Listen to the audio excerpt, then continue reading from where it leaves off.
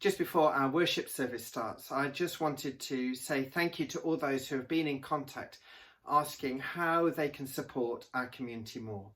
I want to say a big thank you to all those who are already showing care and concern and love to our wider community. And there are two main ways that we can continue to support our community and our church family even within these times of isolation. The first is please continue to pray. We need to be praying for our church, our nation, our community, as well as our world. Please pray for our world leaders as they seek to make really tough decisions at the moment about when different lockdowns can be eased. The other thing that we can all be doing is communicating with one another and making sure that we're contacting one another.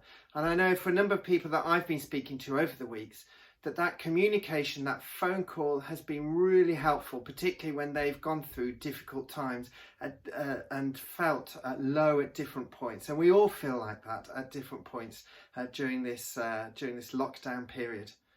And this will be particularly important as we're facing 3 more weeks of lockdown with uncertainty as to how exactly the lockdown will be eased.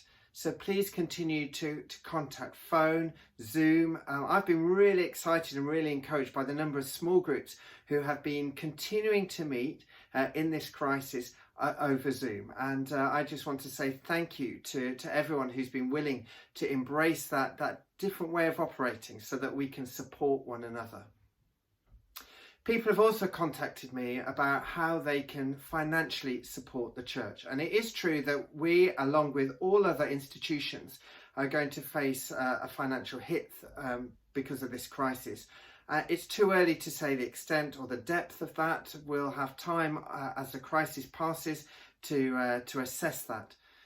But for those who are continuing to give by standing order, thank you. And I've really appreciated, and the finance team have really appreciated your continued support.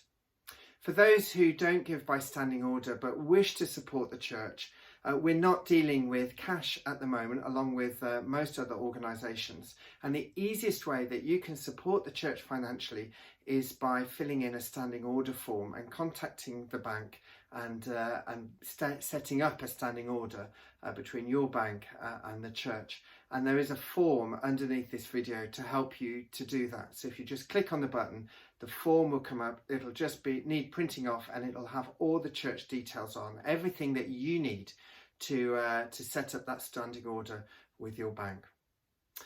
If you'd rather not set up a standing order, that's fine. And what you could do, what a number of people are doing, are just collecting the money that they would normally give on a week-by-week basis, and then when the crisis passes, collecting that in order to give it in their usual offering.